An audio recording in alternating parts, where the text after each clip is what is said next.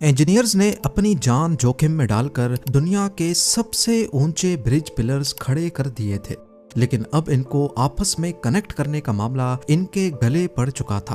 France में दुनिया के सबसे ऊंचे मिलाऊ वायरडक्ट ब्रिज की कंस्ट्रक्शन के दौरान इंजीनियर्स अब एक बड़े मसले में फंस चुके थे। इनके ऊपर बने बनाए रोड सेक्शंस रखने थे। दो पिलर्स के दरमियान रखे जाने वाले एक रोड सेक्शन का वजन ही 25 लोकोमोटिव इंजन के बराबर था और ऐसे टोटल 8 सेक्शंस थे। दुनिया में ऐसी कोई क्रेन ही नहीं थी जो 5000 टन वजन को 800 फीट की ऊंचाई तक पहुंचा सके।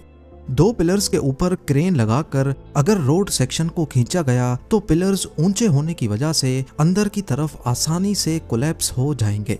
जितना ऊंचा पिलर होगा उसका टॉप उतना ही कमजोर होगा।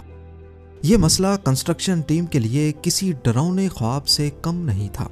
इस मसले को लेकर मिलाऊ वायरडक्ट की कंस्ट्रक्शन में डिले आ रहा था और हर गुजरते दिन कंस्ट्रक्शन कंपनी को $30,000 का फाइन लग रहा था। ज़ेम टीवी की वीडियोस में एक बार फिर से खुशामदीद। नाजरीन, फ्रांस में मौजूद मिलाऊ वायरडक्ट दुनिया का ऊंचा तरीन ब्रिज है, जिसको 2004 में 394 मिलियन यूरोस की लागत से तैयार किया गया था। ये जमीन से 1125 फीट की ऊंचाई पर खड़ा इंजीनियरिंग की दुनिया का एक अजूबा है। आईफिल टावर से भी 45 फुट ऊंचा ये ब्रिज इतनी ऊंचाई पर है कि अक्सर ये बादलों पर तैरता हुआ दिखता है। इंजीनियरिंग कंपनी जिसने इस ब्रिज को बनाने की हिम्मत दिखाई थी, वो असल में ये प्रोजेक्ट लेकर फंस चुके थे। फ्रांस की इन वादियों में लैंडस्लाइड्स और 130 किलोमीटर पर आवर की तूफानी हवाएं इनके काम को मुश्किल से नामुमकिन की तरफ धकेल रही थी। इतना ऊंचा 4 लेन हाईवे ना इससे पहले कभी बनाया गया था, ना आज तक किसी ने बनाने की हिम्मत की है, क्योंकि सब जानते हैं कि मिलाऊ वायरडक्ट ने इंजीनियरिंग की लिमिट्स को सिर्फ क्रॉस ही नहीं बल्कि झंझोड़ कर रख दिया था। दूसरी तरफ इस ब्रिज को बनाना फ्रेंच गवर्नमेंट की मजबूरी बन चुकी थी। 1980s में फ्रेंच गवर्नमेंट फ्रांस से स्पेन जाने वाले टूरिस्ट से बहुत परेशान थी। खास तौर पर हॉलिडे सीजन में ये ट्रैफिक तमाम शहरों से होकर गुजरता था और हर शहर की सड़कें जैम करता हुआ जाता था, खास तौर पर यहाँ की सिटी मिलाऊ को। ये सिटी 1500 फीट की गहराई में पहाड़ों के बीच में मौजूद है। नॉर्दर्न फ्रांस से आने वाले ट्रैफिक को पहले जिग जैग रोड से नीचे उतरना पड़ता था और फिर दोबारा से ऊपर चढ़ना पड़ता था। एक तो इस जिग जैग सफर में घंटों लग जाते और ऊपर से मिलाऊ सिटी में ट्रैफिक जैम के कम से कम 6 घंटे अलग से जाया होते थे। लिहाजा टूरिस्ट को फैसिलिटेट करने के लिए फ्रेंच गवर्नमेंट ने पेरिस से स्पेन तक एक मोटरवे बनाने का इरादा किया। पेरिस से मिलाऊ तक तो मोटरवे बिल्कुल सीधा बन सकता था, लेकिन मिलाऊ पर एक डेड एंड था। 1500 फीट के ऊंचे पहाड़ और बीच से गुजरने वाली टान रिवर। इस कॉम्प्लिकेटेड कंडीशन को बाईपास करने का एक ही तरीका था कि यहाँ लगभग पहाड़ की ऊंचाई जितना ही ब्रिज बनाया जाए। पर यह बोलना तो आसान था, लेकिन करना करीब नामुमकिन, क्योंकि 1980s में जब ये प्लान बनाया जा रहा था, उस वक्त दुनिया का ऊंचा तरीन ब्रिज कैलिफोर्निया का गोल्डन गेट ब्रिज था। एक तो ये सस्पेंशन ब्रिज था और दूसरा पानी के सरफेस से लेकर रोड की हाइट सिर्फ 250 फुट थी, यानी मिलाऊ के पहाड़ों से 6 टाइम्स कम। ये देखते हुए कई एक्सपर्ट्स ने कहा कि मिलाऊ पर ब्रिज नहीं बनाया जा सकता, और अगर इतना ऊंचा ब्रिज बन भी गया तो ये एक बहुत बड़े हादसे को दावत देने जैसा ही होगा। कई सालों तक ब्रिज बनाने का ये ख्वाब सिर्फ ख्वाब बनकर ही रहा, लेकिन आखिरकार जब ट्रैफिक जैम्स हद से बढ़ गईं तो फ्रेंच गवर्नमेंट के पास ये कड़वा घूंट पीने के अलावा और कोई ऑप्शन नहीं था। डिजाइन से लेकर ब्रिज की कंस्ट्रक्शन तक इंजीनियरिंग टीम को 3 मुश्किल तरीन चैलेंजेस का सामना करना पड़ा। पहला, दुनिया के सबसे ऊंचे ब्रिज पिलर्स खड़े करना, वो भी पहाड़ों की स्लोप पर। दूसरा, उसके ऊपर 36,000 टन वजनी 4 लेन हाईवे रखना। और तीसरा, ब्रिज के ऊपर स्टील पाइलॉन्स को खड़ा करना। एक स्टील पाइलॉन एयरबस A380 से भी 2 टाइम्स वजनी। और सबसे बढ़कर ये सारे टास्क उनको जमीन से कई 100 फुट ऊपर करने थे। इस काम के लिए दुनिया के best architect Lord Norman foster को हायर किया गया। ये ब्रिजेस की डिजाइनिंग में पहले ही दुनिया में अपना नाम बना चुके थे। इनका काम एक ऐसे ब्रिज को डिजाइन करना था जिसकी नजाकत तितली जैसी हो, लेकिन ये तितली हजारों टन वजन तेज हवाओं में भी झेल सके। इस डिजाइन में छोटी सी भी गलती किसी आफत का बायस भी बन सकती है। 2 सालों के बाद अभी लॉर्ड नॉर्मन फॉस्टर का डिजाइन ड्राइंग बोर्ड पर ही था कि उनकी रेपुटेशन को एक बड़ा झटका लग गया। कुछ सालों पहले उन्होंने लंदन का फेमस मिलेनियम फुट ब्रिज भी डिजाइन किया था। ईयर 2000 में जब इस ब्रिज को पब्लिक के लिए खोला गया तो सिर्फ इंसानों के चलने की वजह से ही ये ब्रिज बुरी तरह से झूलने लगा। इसके डिजाइन में एक बहुत बड़ा लेकिन छुपा हुआ नुक्स था। 1.5 सालों तक ब्रिज को दोबारा बंद करना पड़ा, जिसकी रिपेयर में एक्स्ट्रा 50 लाख पाउंड्स लग गए थे।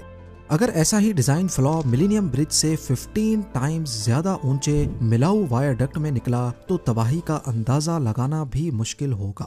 सालों की मेहनत के बाद फॉस्टर एक शानदार डिजाइन पेश कर चुके थे। ब्रिज के टोटल 7 पिलर्स डिजाइन किए गए और इसके ऊपर रोड कर्व शेप में होगा। पर मसला ये था कि पिलर नंबर 2 की हाइट सबसे बड़ी होगी, जबकि बाकी 6 पिलर्स स्लोप पर बनेंगे।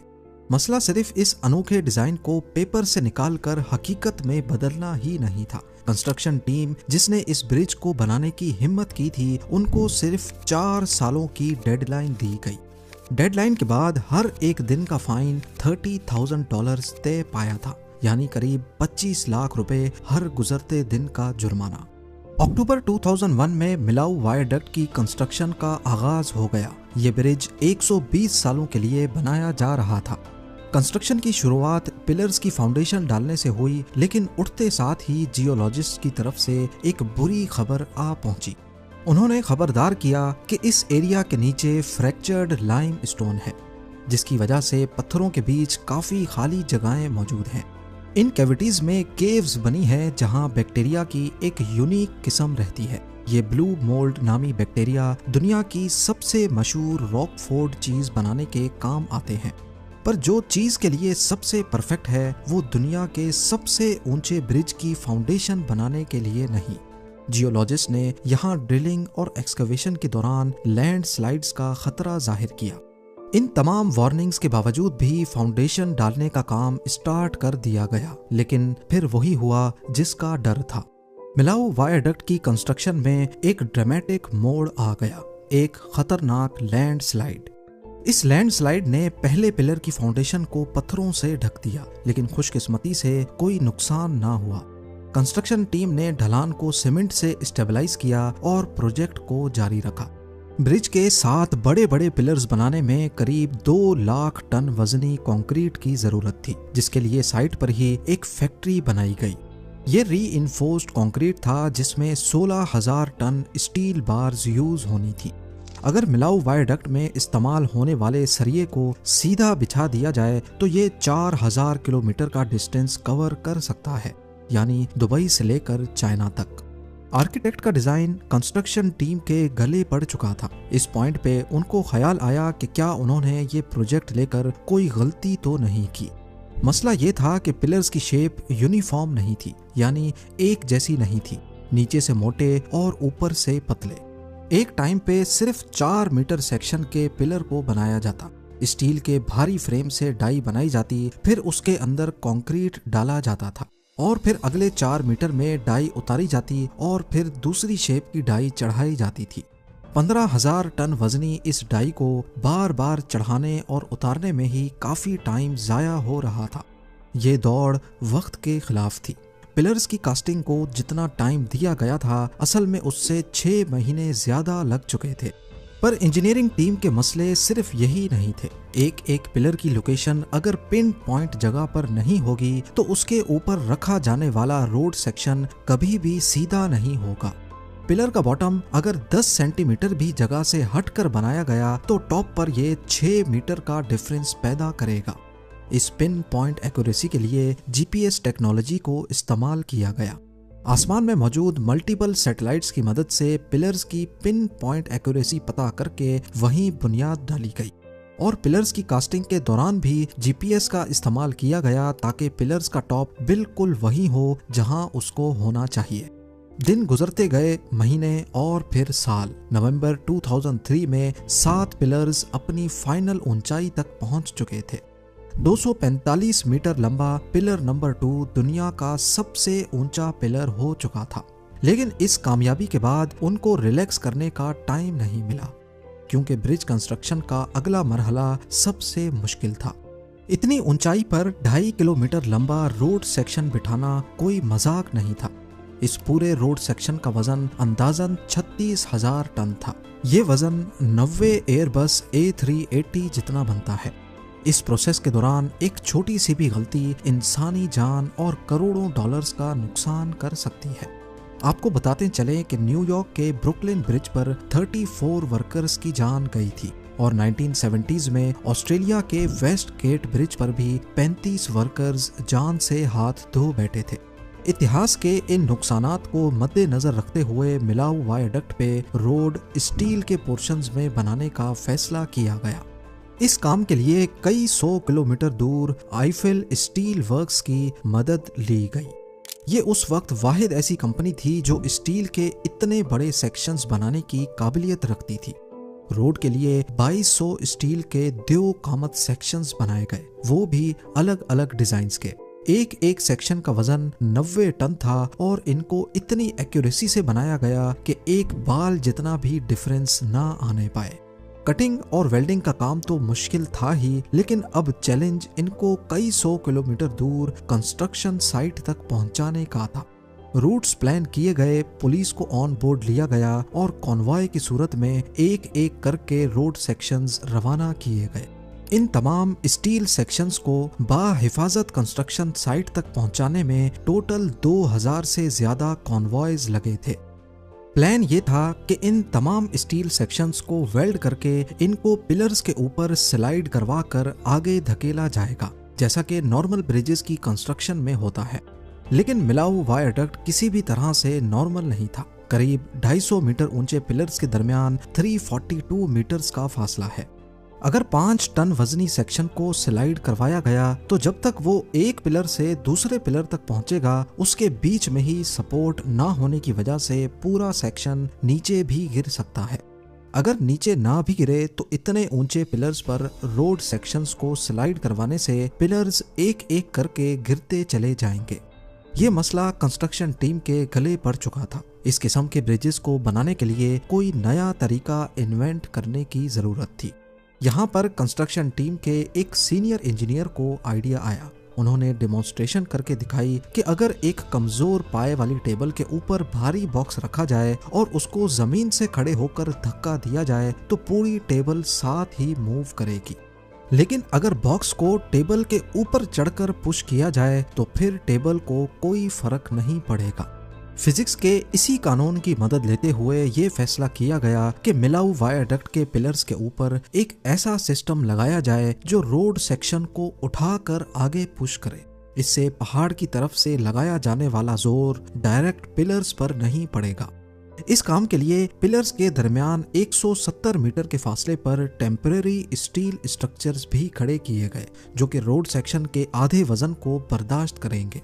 ये नया सिस्टम एक तरह का प्रोटोटाइप था और उसको टेस्ट करने का भी टाइम नहीं था। दुनिया के सबसे ऊंचे ब्रिज का फ्यूचर सिर्फ एक प्रोटोटाइप पे लटका हुआ था। 26 फरवरी 2003 का दिन कंस्ट्रक्शन टीम के लिए बहुत इम्पोर्टेंट था। आज के दिन इनकी सालों की मेहनत को एक ही दिन में टेस्ट किया जाना था। पिलर्स और रोड सेक्शन की मजबूती और पिलर्स के ऊपर लगाया गया हाइड्रोलिक रैंप सिस्टम। इस नए सिस्टम के तमाम रैंप्स को एक ही साथ एक ही स्पीड से रोड सेक्शन को उठाकर आगे पुश करना था।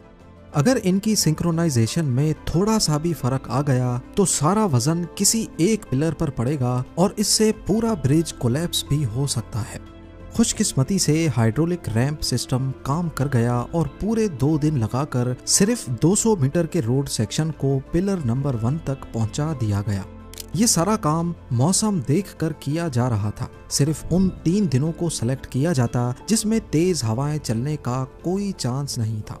इसकी वजह सिंपल है, तेज हवाएं ब्रिजेस को आसानी से गिरा सकती हैं, खास तौर पर जब रोड सेक्शन की एक साइड हवा में बगैर सपोर्ट के लटक रही हो।